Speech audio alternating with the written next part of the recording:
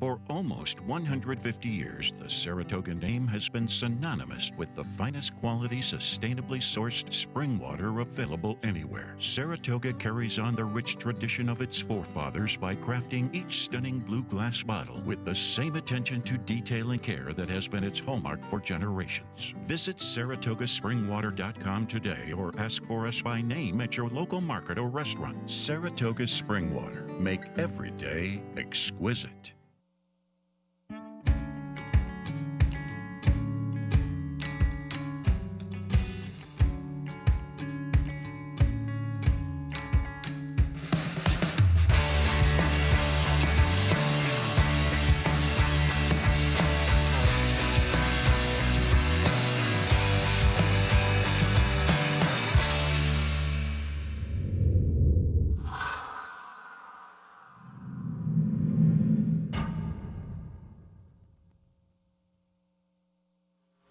Good morning, everybody. Happy Travers Day, and welcome to Talking Horses. You might have noticed I am not Andy Serling. I'm Michelle Yu, and I'm pleased to be joined by the voice of Churchill Downs, Mr. Travis Stone. Travis, I feel like you and I, we meet up in the most random of spots. Where's our next tour spot? I don't know. This it is should like be a somewhere worldwide, fun. Vegas a couple weeks ago. I feel like we should maybe be heading to like the Ark or something. I'm good with that. All right, I'll make the plans. Yeah, have your agent call my agent.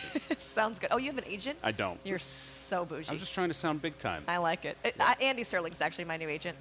Well, he'd be a good agent. I'd want him negotiating in any sort of situation. Exactly, right? Yeah, absolutely.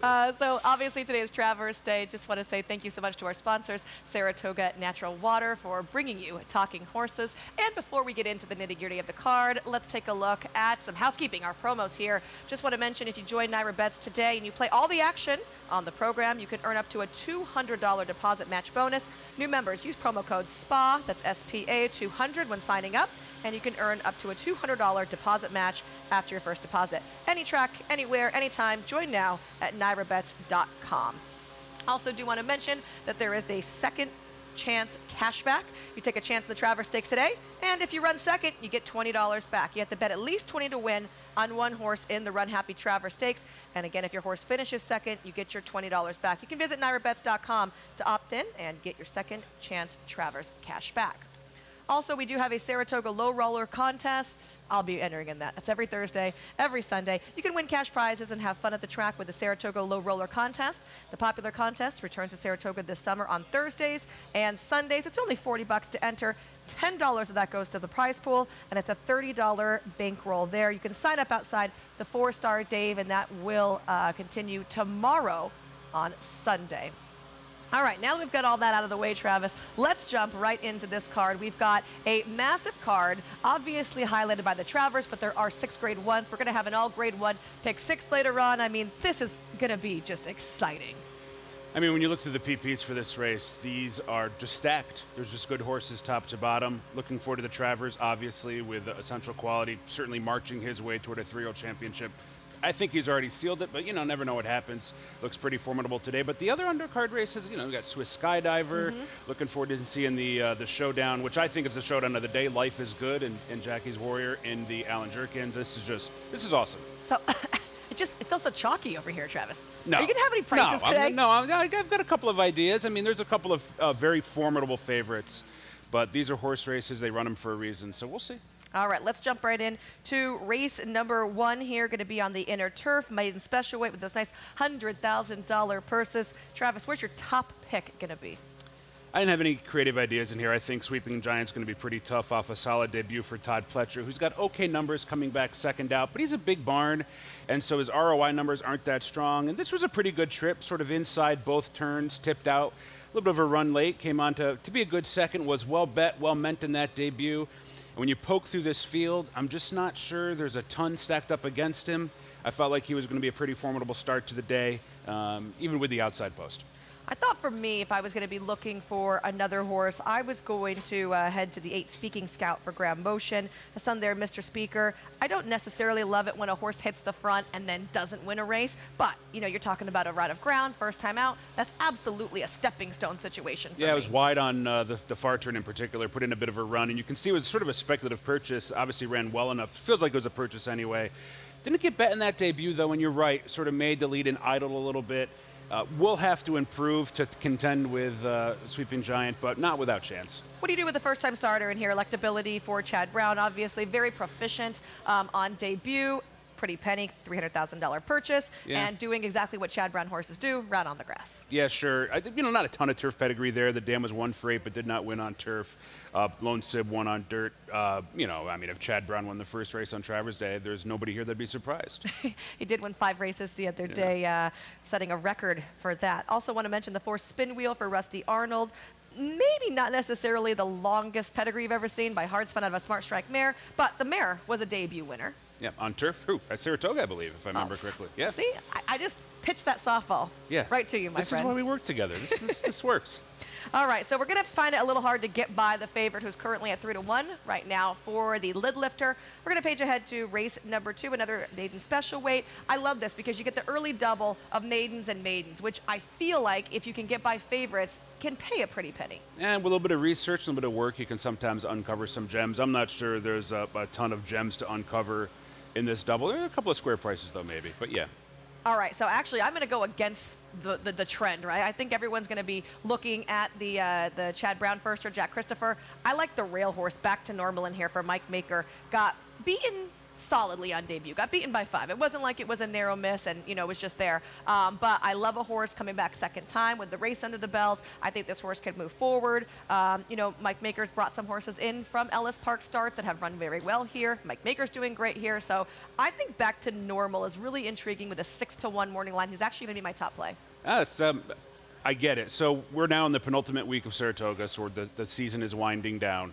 It feels like as time wears on throughout these summer meets, you want horses more so with starts than without. Right. The precocious ones have already been sent to the track. They've already started, and I feel like you want to have the benefit of a start under your belt more often than not as we work toward the end, and that's why I like number 4, Hoist the Gold for Dallas Stewart. This horse was well bet on debut, well meant. A couple of stories surrounding him. Did not get out of the gate whatsoever, did a bit of a rush-up job from there, and ran respectably enough. I just love betting second-time starters that showed some ability, and that's why I also had the one in the mix as well. Both of them ran enough on debut that with any sort of step forward, or even in the case of, depending on how the firsts are running their spot, they're going to be very tough. Is it crazy that neither one of us mentioned a Wesley Ward 2-year-old? I guess it's a little late in the year to be talking about them, right?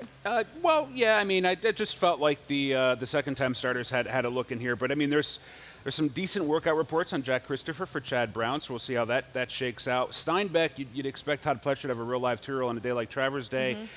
If you read workout reports and sort of talk to folks that are in the know, there's not as much chatter on this particular runner. Another reason why I wanted to defer to horses with the experience. Also looking at Steinbeck, cost a pretty penny, $650,000 purchase, but he's also a half to a $450,000 purchase that is a yet unraced 3-year-old, so maybe that family just not as precocious as some other families are, and it doesn't mean they can't be something good down the road. Everyone needs a starting off point, but sure. It is worth noting if they're not taking a ton of early interest because the Pletchers are ready to go first time out. Absolutely, I agree. All right, let's look ahead to race number 3. They're going to be fillies on the turf course here, going 1 16 miles. Allowance Company is what is going to be lining up. Who's your top play in this particular spot? I didn't have much of a handle on this race and actually feel like my phone might buzz a little bit with some friends making fun of me touting a 1 for 13, but it's a very tentative tout at that. My angle on Windfall Profit was the pace last time was solid, coded red on time form, and it's cutting back in distance a little bit. I do like horses cutting back from the extreme routes to shorter distances. And I just felt like this race was a bit even. I didn't necessarily want to sink my teeth into some of the shorter prices. I thought the pace was murky. Even though there's a couple of horses that looked like they definitely want to be forward, I don't know if they're necessarily going to go fast. And so I sort of went to Windfall Profit, who comes out of a race. The horses coming out of that race have done okay. So it's not like a total baseless angle play. Maybe 2 for 14 is going to be the number for Windfall Profit. My top pick was the 8 Love and Thunder here for, I feel like we're going to say this name a million times, right? Chad Brown. Let's take a look actually at her very last race, an Allowance Affair, where she was second. I thought she ran okay. Ends up being the winner, high opinion, ran better. She closed faster. She just ran a better race. She's heading to the Boston Spa, right? So she's going to Grade 2 Company after this particular race, and Love and Thunder are still here against Allowance foes. Plus, she was coming in off a layoff. She could move forward after this effort. I think she's going to move forward. She put in a pretty sustained 4-wide far turn move and just sort of got a little bit late in the waning stages. She was well bet, well meant. But she has now racked up 3 consecutive runner-up finishes. Her career tally's up to 4. She's, you know, sort of like windfall profit, a 1 for a horse. And so really short price on a horse that probably should have won last time, even though she ran fine and she's going to be second off the freshening. I just wanted to take a little bit of a move against. But if I'm playing multi-race bets, you absolutely have to include her. She certainly fits. Chad Brown also has the 3 Golden Plume in here, who comes first time versus winners. That's not necessarily my favorite angle, especially when there's so many fillies in here with experience. That being said, you know, she jumped off the gun with a victory. We can take a look back at her race over at Tampa. Really what I thought from this particular race from her was it was just the perfect trip. You know, you send them down to Tampa and you couldn't ask for a better experience race for a horse. I mean, she was really good here. There's just no two ways about it. Lachine, the runner-up, I believe won earlier in the meet here at Saratoga. Decent runner. I mean, would compete with some of these, I guess. I mean, the layoffs are concerned, but it just feels like the way she was bet and the move to Tampa for Chad felt like a very intentional debut spot, sort of one of those, let's get her going. We think something of her. We just got to get her going. And so I think the layoff was probably unfortunate afterward. My issue is there's a couple of question marks in terms of did she beat enough in that spot? She's got the layoff, and she'll be a short price. I feel, you know, people here in Saratoga that he deserves it. I mean, it's Chad Brown. But you can always count on a couple of points lower odds when you're looking at a Chad Brown runner, even when there's another one in the race. And so that was my argument for sort of pushing her down the rankings a little bit. Again, would not be surprised. I had a little bit of a price horse in here, the 7 Kitten by the Sea for Todd Pletcher. Coming off a win right here at Saratoga, going the same trip last time out. It was a big field of 11, went gate to wire. This is going to be a tougher outing, but I mean, you get Irad Ortiz to stick around. This horse has a win locally. I mean, there's a lot to like, in my opinion, about this horse, especially the 8-1 morning line. Yeah, it should be forwardly placed. I can't argue with being forwardly placed on the way the turf seems to be playing a little bit as of late. But I just can't go with horses that everything at their own way. They're in their most recent start like she did. She was well meant in there, got to the front. I mean, she won a solid pace. It's not like she loped along in the lead and got away with murder. Just want to decided to take a shot against this time. Sorry. Travis, like, I hate your pick, Michelle. That's true. Race 4 is going to get us into our first graded stake of the day. Of course, we do have 6th grade ones coming up later, but it is the Boston Spa. Mile and a 16th on the turf course is going to be a grade 2 event for fillies and mares, 4-year-olds and upward. Overall, a relatively compact field, but nice here as far as talent goes. I think that we don't agree on our top pick. Tell me about your top pick. I did go back and forth a little bit in here. You went to Tama here. I almost pulled the trigger there. I just think Viadera needed that last race. The pace was slow. She closed well. She's second off the layoff. I went back and watched the matriarch at Del Mar last year, where both of these runners come out of. There's no two ways about it. Viadera had a great trip that day, but she kicked on a little bit better, I thought. And in this most recent race, she had some trouble, legitimate trouble. Yeah, right here. We'll see it. And then she sees it coming into the stretch as well. It was legitimate to the point where it's going to cost her some ground. Meanwhile, her stablemate just got the jump on her. For her first race off this November layoff, I thought this was a solid return, even with the trouble. If she moves forward in here, I think she's the class of the race. She's got a nose for the wire, 6 for 14 lifetime. You can see her just have to she almost clipped heels at that shut particular off, switched point. outside. Meanwhile, the winner in front of her. I mean, you know, you get a 2 or 3 length head start at the top of the stretch in the turf race. It's really hard to make up that ground, particularly off a layoff. I just think a forward move, and she's going to be very tough today. My one thing that was a drawback for her was even though she had that trouble to begin with, and she obviously had the trouble in that particular spot, I just don't know if she was necessarily going to be involved in maybe it was a neater race situation that we're making too many excuses for, because she wasn't like farther out than she normally would be. Right? It's not like she was a front runner that ended up in the back of the pack. That's fair, and I think what might work against her today, I mean, these compact fields become riders' races. There's not a ton of pace in here, which is why I gave a little bit of look to Platinum Painter as a true sort of stick around to the end, maybe hit the board type long shot, even though it's only a compact field. So, I mean, that's a fair criticism of Viadera, but I think that she's better than that, and we're going to see an improved effort today. Let's take a look at the 4 New York gal for Bill Mott in here. Was 4th last time out when drawing the rail against Allowance Company. I think the more ground is going to be the better here. The start, obviously, not going to be a good one, breaking from the rail, and then you can see it's going to get shuffled back. Going forward is going to get checked on the turn, but this is a horse I wanted to see closer up right there, whoop, on the turn. I don't know that why she that was a tough this trip. far back in the beginning. I mean, she had a little bit of trouble maybe breaking from the rail, but overall, she ends up way out of it. So I don't know if this is another case where we're just making an excuse and it was just not her day. And this, I mean, it's legitimate trouble. She certainly was cost some ground early on in the race and was compromised ultimately. But the problem is everybody's going to see the comment line that says check sharply early, Right. and she's going to subsequently get bet more because of it. And as you said, she is only 2 for 12. I think there's some more talented runners in here, at least on paper. So I felt like she was just going to be a bit of an underlay. Not that she can't win. She certainly could. Trouble last time's legitimate, but I just think she's going to be let over bet. I used the 2 on top in here. Tamahir for Chad Brown. Second last time out against Allowance Company. Has run well against Greatest Stakes Company. She was second in the Jenny Wiley. To Juliet Foxtrot, who is an excellent runner. That was off a break, so I think she's got some upside in here, although I see you shuffled her towards the back of your picks. She was on top for a while. I went back and watched a couple of replays again. I felt like she's just a cut below her stablemate in here, but she was totally pace compromised last time. The winner was a big long shot, went wire to wire. I love to play horses that ran against race flow. I just felt like some others were better.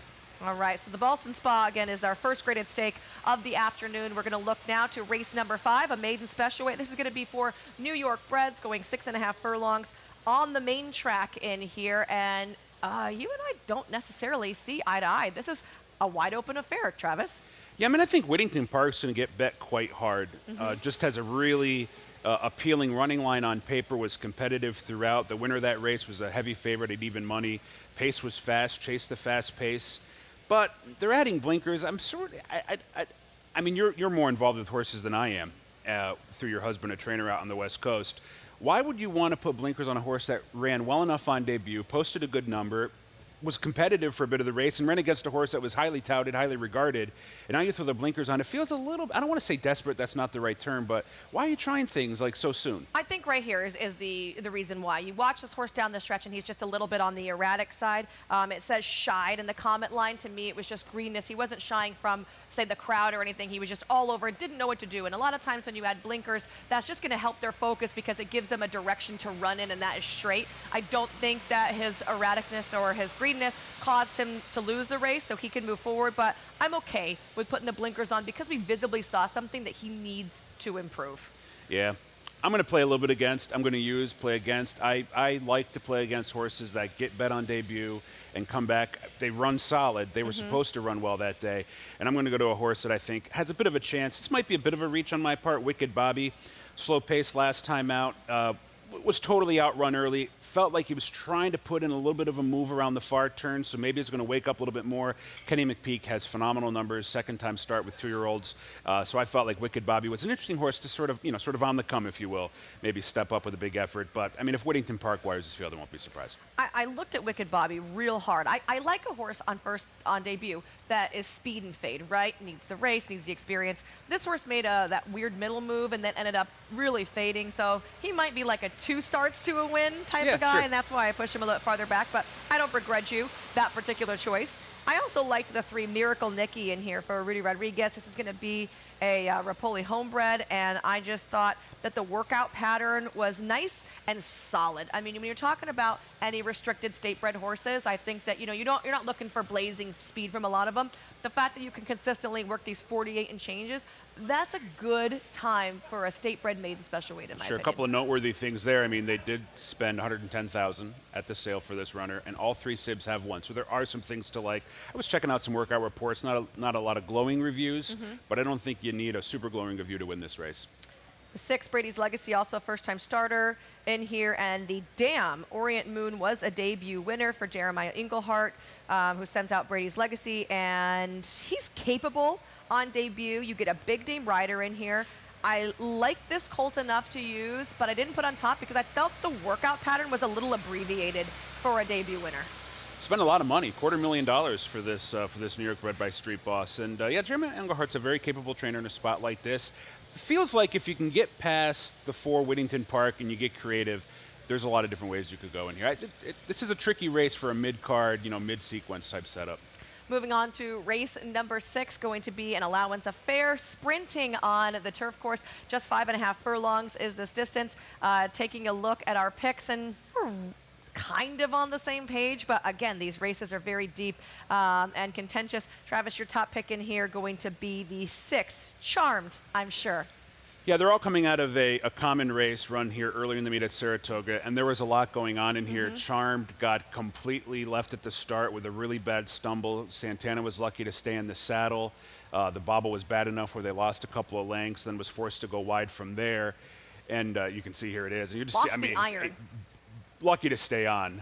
This is why I'm not a rider. I would have fallen off in about a half a second. You'll see coming out of the gate. I mean, I see Ricardo ride all. I mean, look at that. I don't even know how he did it. Those jockeys are such athletes.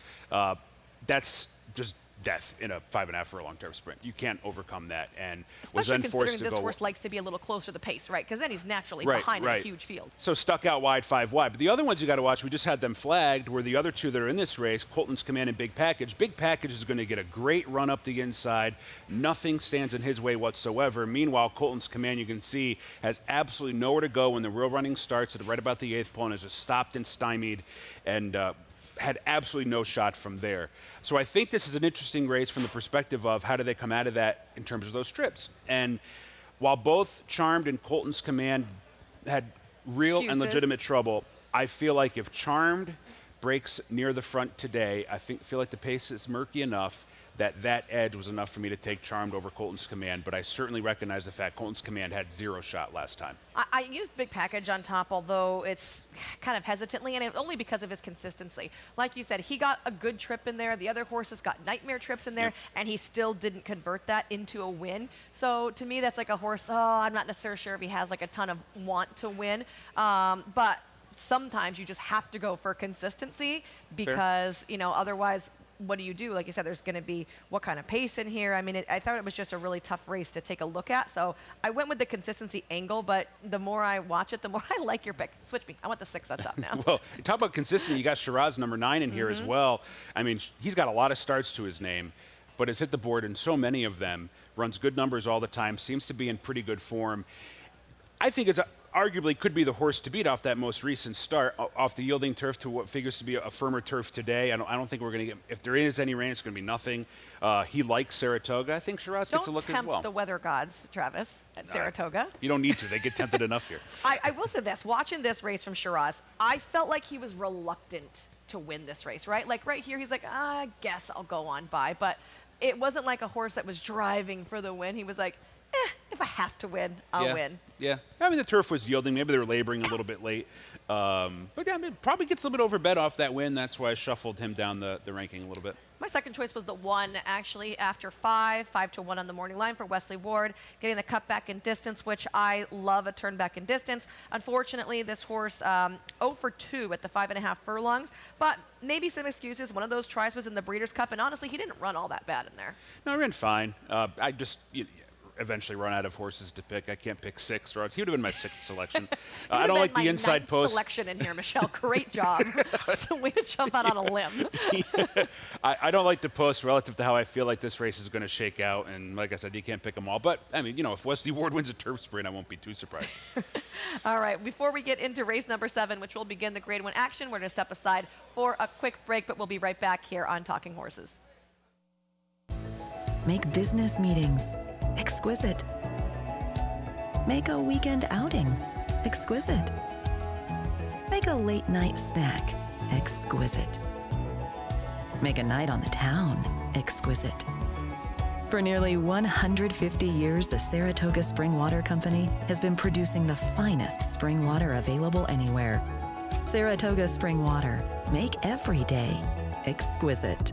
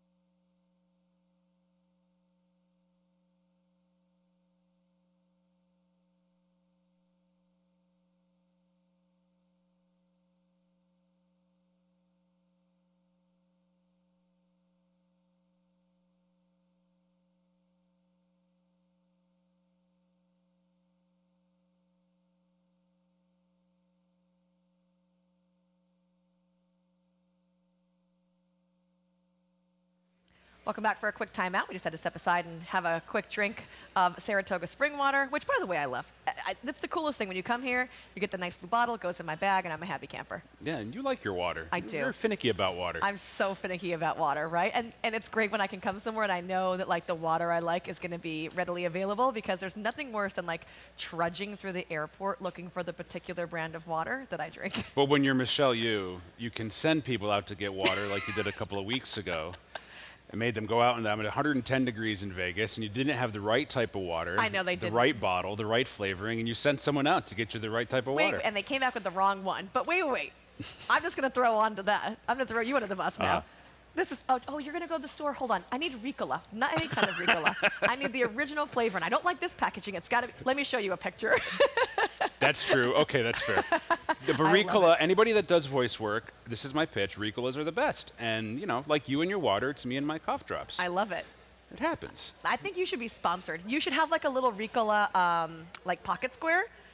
Yeah, their colors are yellow. I should get a yellow suit. Right. And a little bit of orange. And yeah. I mean, that could be cool. We'll get our agent Andy on this for us. Andy, get on the phone with Ricola. Before we jump back into our race card today, which will begin the grade 1 action with the ballerina in race number 7, I just want to ask you, favorite Travers? Oh, that's a great question, but I can answer it right away. Coronado's Quest. Really? Victory Gallop and Raffi's Majesty. Sat at the 8th pole with my family. My aunt and my uncle were there as well. There's like 6 or 8 of us. And this place just went nuts. And I love watching races at the 8th pole. We work in the industry, so oftentimes we're sort of near the finish. But the 8th pole is where the action develops. Yep. And that Travers, I have a vivid memory of seeing him run by, and the place went berserk, and there was 3 noses on the line. And Coronado's Quest was just a cool horse. That's a good New York horse. I walked in today, and they were playing Old Travers. And my favorite is Holy Bull. And I walk in, and awesome. it's, here's a cause for concern. I'm like, oh, I had to like run to a TV to watch it. It's so exciting. Yeah, that Tom Durkin was pretty good. Oh, he was pretty good. That call was great. He's a hero. I mean, I just love Holy Bull. I loved that particular race. That was one of my favorites of his. And, you know, in recent memory, too, I have to say, I think Arrogate, looking back, what we got to see in the Travers was like, wow, all of a sudden, you know, this was coming out. Yeah, that's actually a great point. I was here that day, and I think everybody was both amazed and a bit shocked. You just don't see Travers won like that too often, and obviously what he did from there on out spoke to his ability. Yeah, that's a good point. That was a great one. That was a great one, right? He was a great horse. He and was awesome. Selfishly, I really like Catholic Boy because I had seen him as a 2-year-old, and I had talked to Jonathan Thomas. I'm like, this is the best-looking horse at Breeders' Cup this weekend. I just love this horse. I followed him along, and I bet him in everything, right? Yeah. Hand over fist. And so when he won the Travers, it was like sweet victory, selfishly to me. So I can watch that race a million times. I lost a ton of money on that Travers. You didn't get like all my emails. I sent carrier pigeons. I had like Henry the Yellow flying around. I did not buy the Michelle Yu tip sheet. All right, let's look ahead to race number 7, the Grade 1 Ballerina. This will begin the pick 6 here at Saratoga, and it is an all Grade 1 pick 6. I don't know the last time I saw that, really. An all Grade 1 pick 6? That's actually a great I see question. A lot of all Grade 1 pick 4s. Yeah, and all graded stake sequences, but all Grade 1 pick 6, aside from a day like this or maybe a Belmont day, I might have been speaking out of turn there. That's a good question. Right? Yeah. That's crazy. Yeah. So we kick it off with the Grade 1 Ballerina here. There's 2 ways you can go. Do you single or do you spread, Travis? I think Gamine's just going to be tough. I think she's pretty good. If you look through her career profile, her worst race was the time she went a distance she's not supposed to go against some pretty good runners in and of itself. She lost to Swiss Skydiver, who we'll talk about in a little while. There's just no speed in here, and this is what Bob Baffert runners do. They go to the front, they don't stop. So Gamine coming in off of a 10-length score in the Great Lady M last time out, but we're going to flip back to the Derby City Distaff, which, in my opinion, was not one of her most dazzling races. You can see her here in the middle of the track with that blue noseband. No, this was so on the time form pace coatings, which I do believe quite a bit in. This was a code blue pace, so she got away with it on the front end.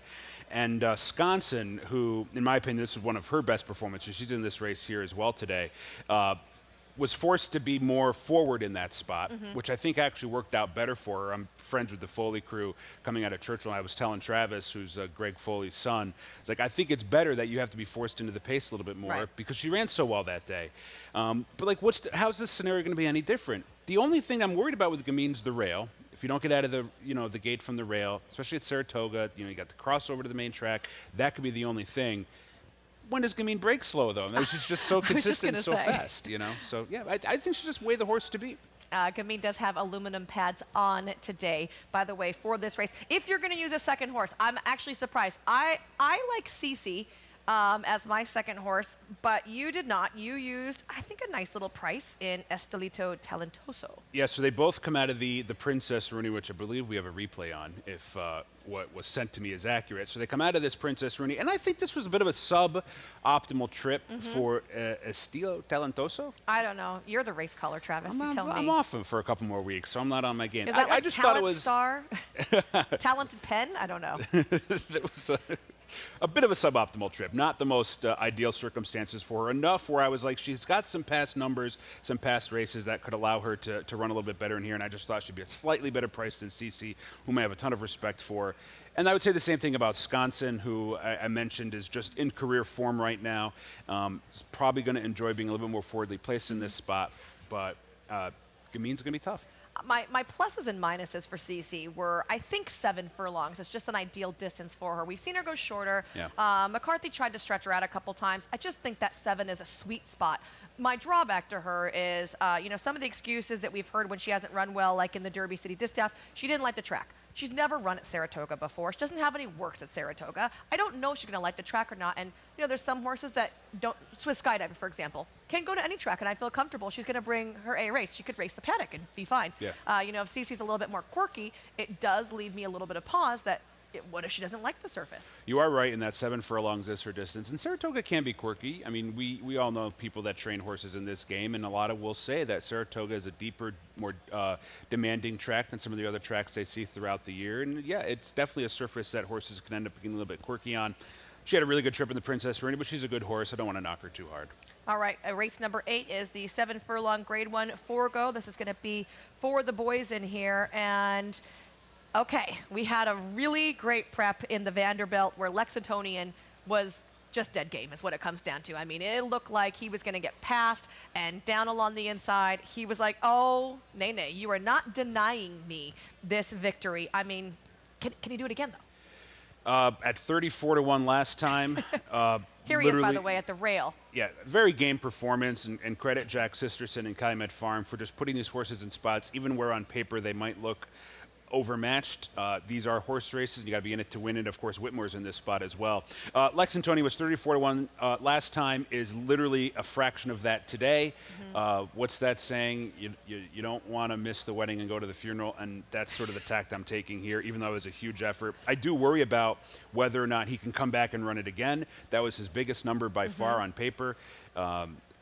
Rooting for Jack Sisterson. Loved the aggressive ride by Jose Lascano last time, but I'm looking elsewhere. This horse needs to be down inside, right? He's a fighter. I feel like if he was on the outside, he would not have the same kick or eye-catching move. Even last year when he barely got nosed out in the Bing Crosby, it was down along the inside.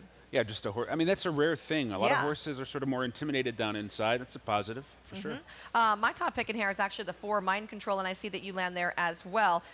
Did win the prep race here off of the bench. I thought it was an impressive race for him. Yeah, the problem with Mind Control in a spot like this was I'm concerned that Firenze Fire is going the wrong direction form-wise. Okay. And Mind Control barely got there over him last time in the Neyrood, but was more forwardly placed, and you can see it here. It is here. This was run more like a turf race than it was a dirt sprint. They went a little bit on the slow side early, above 23 for the first 2 quarters, and half and 46, and the pace was coded blue. Just a gutsy game performance, but it was a nice return to some of Mind Control's better races. And when you dig down through his PPs, one of his best performances on there was right here at Saratoga in the Vanderbilt, running 3rd to Volatile, who was obviously a really good horse when he was in form as a sprinter, and Whitmore was in that spot as well. So I think Mind Control, like Saratoga, had a nice return to form last time, is sitting on a potential forward move with this return back upstate. I thought he made some sense in here. I'm a little bit worried about the price off the win in the Todd Pletcher barn now, and my tentative selection only because I do think Yalpin's going to be tough and could potentially be overbet. What are you doing, Whitmore? How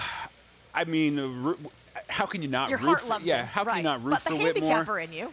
The handicapper in me is a little bit in the Firenze Fire camp, although not quite as much. He's just a cool horse. things really need to go his way. I felt like he got a pretty good setup in the Breeders' Cup last year. Yalpin feels like a horse that's in better form than he was when he was going to show in the Breeders' Cup last year. So to me, Whitmore and Frenzy Fire they fall into the camp of you can't pick them all, you can't bet them all. Would I be shocked if they won? Just not for me today. Mischievous Alex was very disappointing in the Vanderbilt last time. It looks like from your picks you think that was a one-off. Yeah, I just respect his performance in the Carter. And, you know, look, there's a chance that Mischievous Alex is last today because his last was bad. There was nothing there. But maybe that allows us to finally get a better price on him. He beat my top pick, Mind Control, by 5 lengths back this spring. And I just think inherently you have to give him some respect because he's got a lot of big numbers on paper. His Saratoga performances leave a little bit to be desired, particularly his most recent start. I don't love the inside post. But he is a horse with back races that would be very competitive in here. And I would feel silly completely discounting a horse that was third in the Met Mile, even though it was maybe your typical Met Mile, and had that big 109 number in the Carter. Respect enough to use. You and I both use Yapon underneath. He came off the layoff in the Light the Fuse last time out. And to me, I like this effort, not only because it was off the break, it was first time shipping back from Dubai, but to me, he showed a new dimension. Before, it was either go or no for Yapon, and he came off the pace here. Yeah, I mean, his big advantage today is he's fast, and there's probably nobody fast enough to go with him early. He's got a lot of early zip. He's going to be the one to catch. He's going to be on the front end. He's going to have to answer the question of going this extra furlong, which is no picnic for a horse that's a true 6 furlong sprinter. That extra furlong can sometimes get a little bit wonky for him, especially with some pretty good, what I would consider mid-race movers that will apply the pressure on the far turn. But that last number is the top number in the field. I mean, he's going to be the one to beat if he runs back to any of these fast races that he's shown. We know he likes Saratoga. He's the one to catch. And if I'm playing, that all grade 1 pick 6, he's definitely an A, if you will, or one of the horses I use on the main ticket. Nothing to knock against him. Just wanted to try Mind Control. All right, let's look ahead to race number 9. This is going to be one of those showdowns we were talking about earlier in the H. Allen Jerkins, formerly the King's Bishop. 3-year-olds going 7 furlongs. And this pits the very talented but lightly raced Life is Good against the premier 3-year-old sprinter right now in Jackie's Warrior. With all due respect to the Travers. Oh. What do we got? I don't know. Oh, with all due respect to the always means something you're going to say that might be controversial. That was a very dramatic lead-in. Well, I need to record whatever you're going to say. With all due respect to the Travers, this might be the race most of us are looking forward to the most today. On the Derby prep season, Life is Good was by far the most talented. He was going to be the favorite, right? He was going to be the favorite in the Kentucky Derby. Obviously, things went wrong, and now he's in the Todd Pletcher barn. The workouts are glowing. The numbers are fast. The company lines are solid. The post position relative to Jackie's Warrior is good. It allows for Mike Smith to see what Jackie's Warrior does early, apply pressure when needed. And I find Todd Pletcher putting Life is Good in this spot to be the most confident move because this is a talented runner. And Jackie's Warrior being in this race this entire time, we can see him here running out west. He was just phenomenal in this spot. He was phenomenal in all his spots. He was going to be the Derby favorite.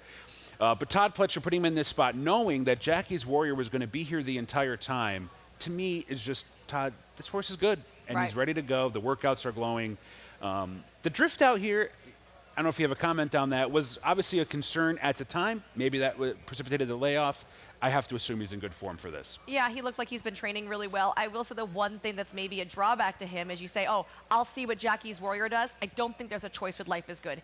If Jackie's Warrior goes, Life is Good is going to go. You know, when Bob had him, he was, I don't want to say a head case, but he was very strong. He does not like to be rated. He does not want to rate. And the workouts I've seen from him, even here at Saratoga, on occasion, there have been like a mismatched horse that jumps in there, and this horse is gone. I do not think there's any chance you're going to get him, even from the outside, to be like, oh, just wait and sit offside. No, there's not going to be that. He's going to be go. You know, even with those magic hands of Mike Smith, I will be very surprised to see him rateable.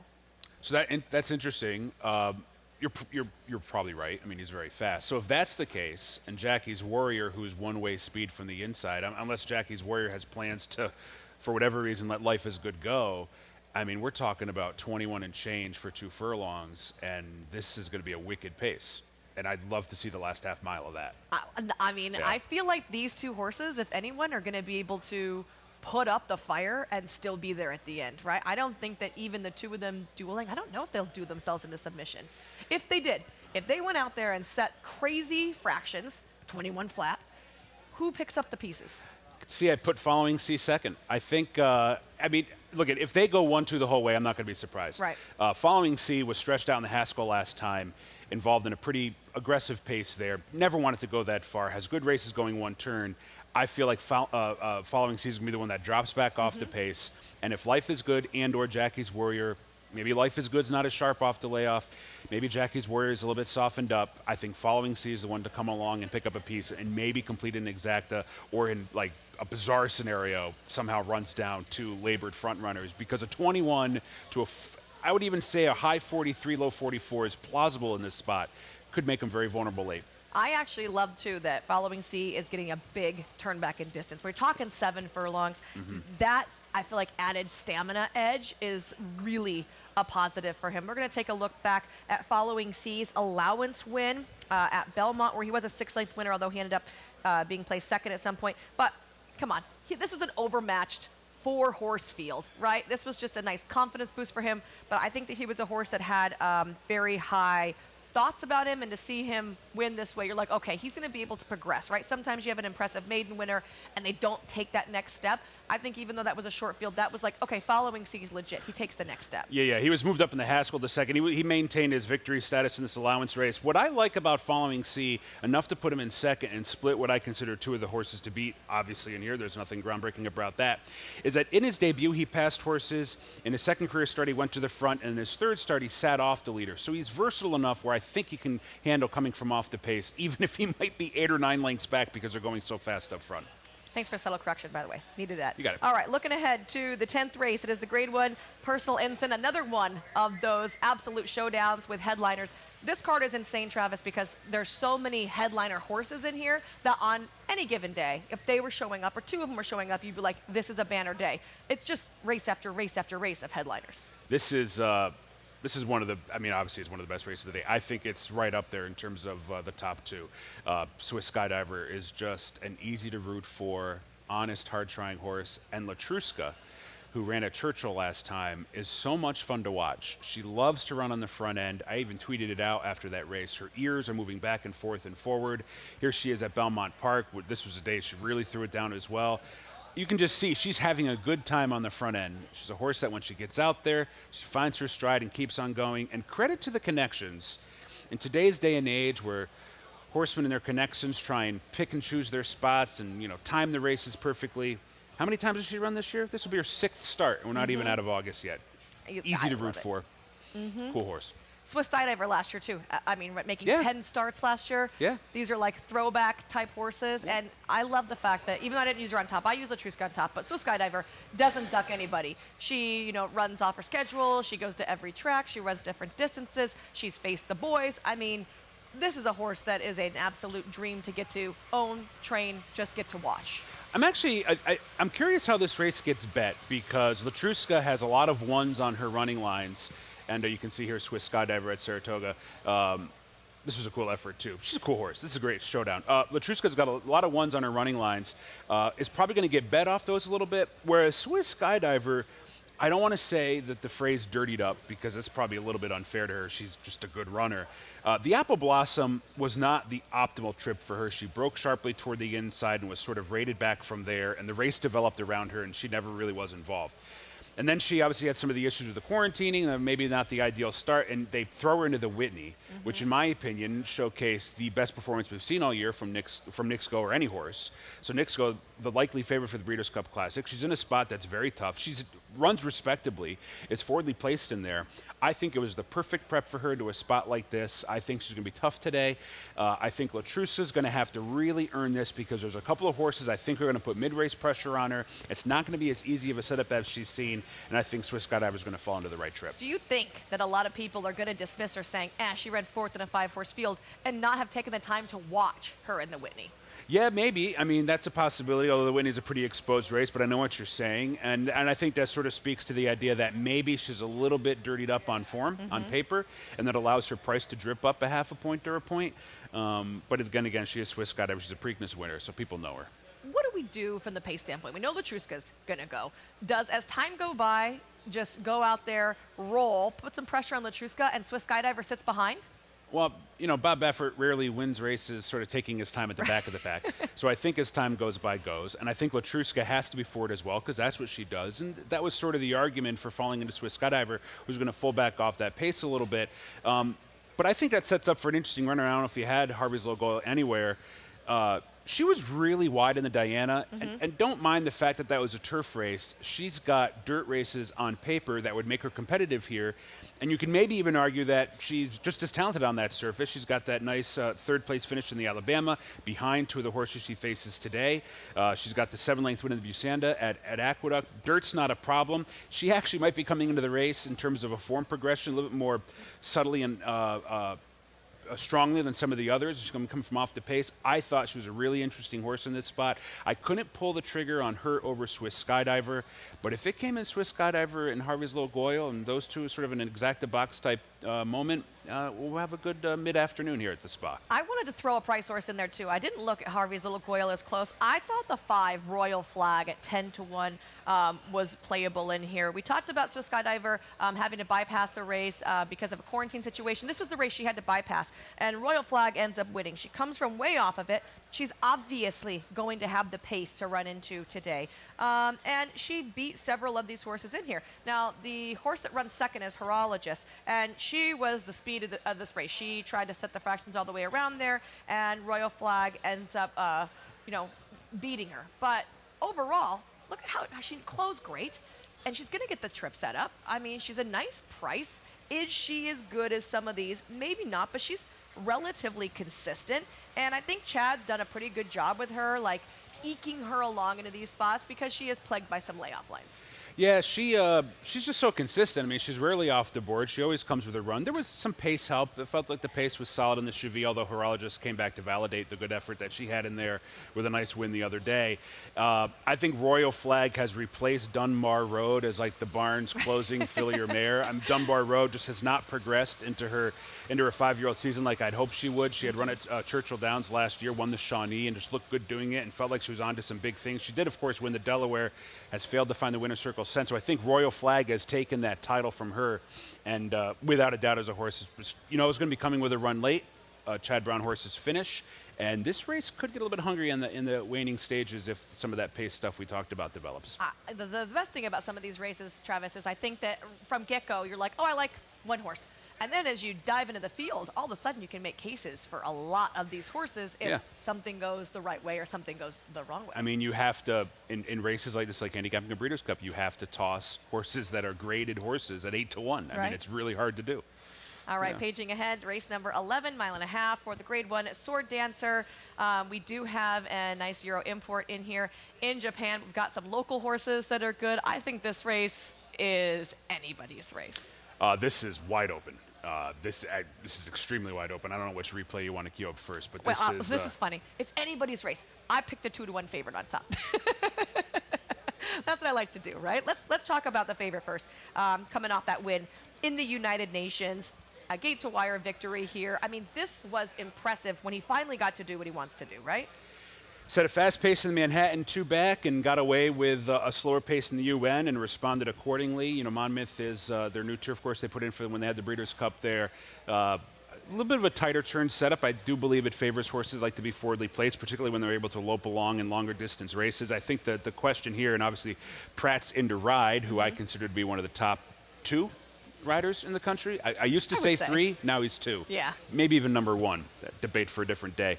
The problem, though, I think there's other horses that want to be forwardly placed in here. I think you could argue that Channelmaker is going to want to go.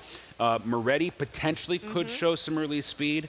Cross Border is not necessarily one-way speed, probably going to tuck in behind him. So I don't know if the scenario today is going to be as cozy as it was in the UN. Let's talk about Moretti being put into this particular spot. This will be his turf debut. I think some people were thinking this is going to be like a main track only type situation, just in case it got rained off, which would be crazy. But no, they're in here to run. he's got the pedigree to be able to run on the grass. Dan won a grade 1 on synthetic, I believe. So yeah, there's some talent there, and I mentioned it earlier, I do like the extreme long distance cutbacks to even if this race is a mile and a half, that little cutback can make a difference. Those marathon dirt races are stamina building. I don't like Moretti in this spot. I felt like there's just some better horses in here, but a potential pace factor. All right, I won't hold you to the fire anymore. Let's talk about your top pick, and that's the 2 Gufo, coming off a win in the Grand Couturier last time out. I thought Gufo ran fine. I think this is a talented horse. He's obviously won 6 for 11 races, so he tends to fire his best shot often. The runner-up came back to run 4th in a stakes race at Ellis. I just thought it was a solid performance with a big, wide, sweeping move. I'm a little bit concerned if you watch visually that this race was a touch hungry late and might not be up to the grade 1 standards that we have in a spot like this. But when you poke around and look through Gufo's company lines, he ran 2nd ahead to a pretty good runner in domestic spending. Last year in the Hollywood Derby, obviously domestic spending got the better of him in the Manhattan this year. But I just think he's a consistent runner, and I think the play with Gufo is that maybe this race gets a little bit tired late. I think there's a few runners that want to either get that early position and or will make the mid-race sort of backstretch pressing move before they hit the far turn for the final time. And there's nobody better. We've seen it so much this week, even in some turf sprints and beyond. Joel Rosario is such a good rider at timing moves. And I feel like in a field like this that's compact with a couple of different running styles at play on the contenders, I want Joel the one making the decisions. You and I both include the Euro Import Japan in here. He is coming off a win in the Green Room Meld Stakes. He is filled with that class as well. He's a multiple Group 1 winner. And I think he's going to get the pace. Like you mentioned, there's not going to be just one horse on the lead. And he needs something to close into. I think he's going to get it. Yeah, he's going to get up by a nose over Maker of Kings, who's a Group 3 winner overseas. You just have to respect these connections. And, those of us that have been following American racing for a few years now, it does feel like our turf division has gotten, I don't want to say tired, but a little bit tired. We're looking for... we were spoiled with horses like Bricks and Mortar, and we're looking for the next Bricks and Mortar. And so I think a horse coming from overseas and a potential vulnerable U.S. contingent certainly gets a look. All right, that was a quick glance there at the Grade 1 Sword Dancer, one of the highlights on the card. And of course, race number 12 is the Midsummer's Derby. It's the race that we're all here to see. It is the Grade 1 Traverse Stakes, a mile and a quarter, the classic distance of 10 furlongs here with juvenile champion Essential Quality lining up. Travis, does Essential Quality get it done, or is he getting beat? Well, he's the juvenile champion. He's on his way to a 3-year-old title and arguably could be Horse of the Year. Disappointed in the Kentucky Derby, ran fine, though. He was right there. It's a very competitive crop at the time. His Belmont was outstanding, although I would argue Hot Rod Charlie ran better in there. And his Jim Dandy, he was wide throughout and really had to earn that one over Keep Me in Mind, who snuck up the inside on him. You can see I'm fanned 5 wide coming off the turn. He was wide, and I even tweeted about it. It's hard to win races at Saratoga going 3, 4, and 5 wide. But Essential Quality... On both turns.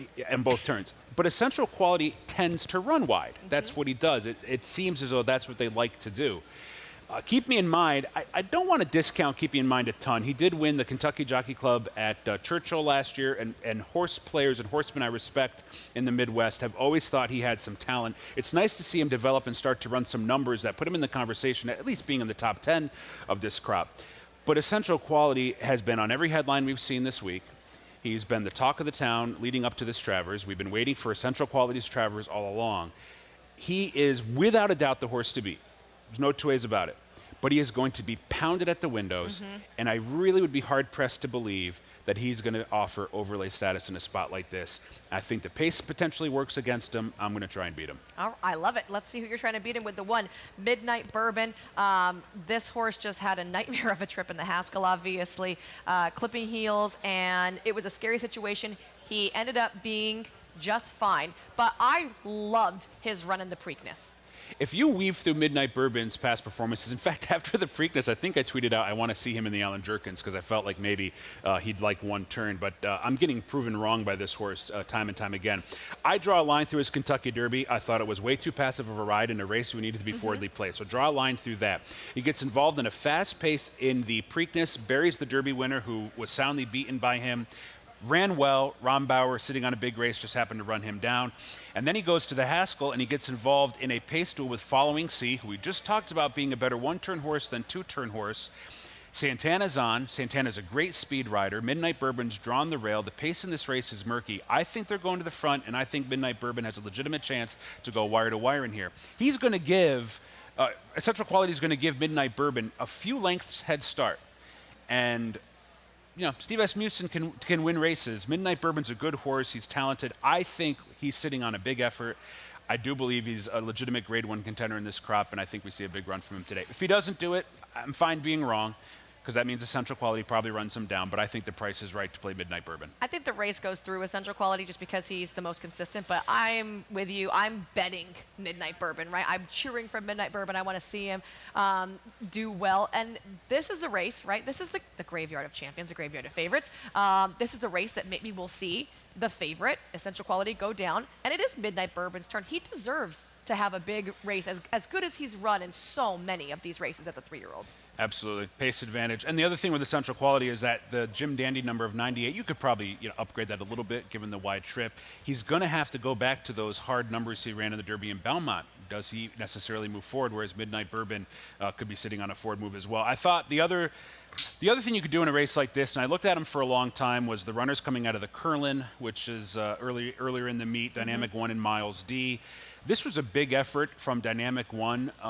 Sort of I don't want to say unexpected, because he's always been touted as a horse that had talent, but this was a big number. And Miles D ran very well as well, sort of was right there with Dynamic One for a while. You can see they're not that far apart lengths-wise. Dynamic One's going to outfinish him and run the better number and get the win. But my read on this race, and I went back and I looked through the past performances and watched the replay again, is I felt like there were a lot of horses they ran against that are probably more suited to one turn. Right. In fact, one of the runners that's going to finish up the track came back to win a sprint race at Parks. I think First Captain is nice, but distance challenged. And so I just ultimately decided to take a stand against the Curlin. And if Dynamic One wins this race, I won't be surprised, because he's been touted all along. That number last time was good. But in the story of you can't bet them all, I feel like he's probably going to offer a little bit of an underlay status here. I did chuck out Dynamic One just because I felt like he's had a lot of opportunity, although he could just be one of those late bloomers. I did include in my top picks Miles D for a couple reasons. First of all, he's really lightly raced, and he could just be getting his footing now, right? Like, he's just figuring out his job, and if he's maybe coming around into his own. Also, Chad Brown said this horse just wants more ground, and we've seen steady progression from him as he's gotten more distance. I mean, you're not going to get very many races on the dirt like this that are going to give you too much more ground than a 1.25 miles. So I do think that if there's a horse with some upside that's lightly raced, I wanted to use him at a good price. I think that's fair, and I'll credit Chad for running in this spot. But there's a lot of other alternative 3-year-old races out there, but the Travers is a race you want to win, not a race you want to skip. So I'd be thrilled to see him win, obviously, as a sort of a local hero, if you will. Miles D on the way up in terms of progression and form. Would not be surprised if he runs a big race today. All right, we've got one race left to go here on Talking Horses. Hopefully you've stuck with us. I know it's been a marathon. It's going to be a marathon day as well. Maiden 40s, New York breds on the turf to close out the day. Travis, and you and I actually eye to eye on our top 2 picks. Yeah, Dancing Firefly breaking from the rail, which is going to be beneficial. It's a pretty quick run of the first turn, going on a 16th on the melon here at Saratoga. I'm going to toss that last race. Whatever. Slop, mud, off the freshening. That turf race 2 back was fast enough and good enough to beat many of these. And we're looking at the turf race that was 2 starts back, where he just laid off the pace, and just laid off the pace and wasn't able to finish it. But she stepped up, like you said, to maiden special weights last time, and she's getting back to, I think, a manageable level. Overall, she ran really well, and we've talked about how hard it is to have a horse on the outside of you giving you that pressure, and that's exactly what happened in that spot. And I expect Saez to put her right on the engine, right off the mark, and in a race like this, it's hard to pass. You got a lot of horses that don't want to pass, and she'll be tough. You and I both like the 10 as well, and not too bad on the price, 6-1 on the morning line for this Christophe Clement trainee. Yeah, I mean, I'm sort of defaulting to, like, another runner in here. Last time. Yeah, I mean, look, this is not the world's strongest field. Her turf numbers back at Aqueduct in November of last year in her debut would put her in contention here. doesn't take much to get in contention in a spot like this. Going to be second off the layoff. Probably needed that last race. Could move forward. If I'm playing a late pick 5 into this final race and I have the 110, I'm probably okay with that. If I could pick up a couple others, it'd be fine. But I think the race goes through 110. You got to talk to me a little bit about the 6-year Constitutional Rage. Only 58 lengths beaten last time out, but it winds up on your top picks. Yeah, I mean, what's wrong with some of the turf races on form? I mean, the last 2 races on dirt, I'm fine with drawing a line through that. The race 3 back at Belmont with a good second, with a good number. I mean, you don't have to be super creative in a spot like this to come up with some ideas. I thought the last couple of races with Dirty outperformed just a bit.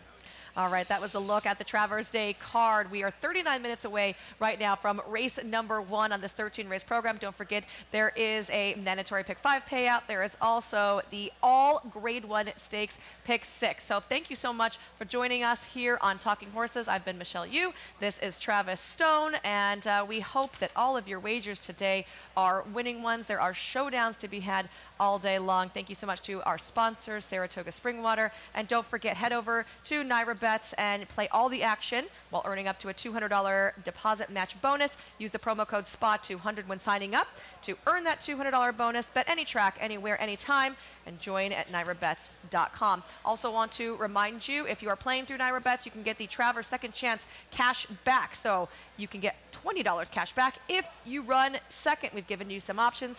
If you want to play against Essential Quality in there, you just bet at least $20 to win on 1 horse in the Run Happy Travers Stakes. If you run second, you get your $20 back. It's a free wager.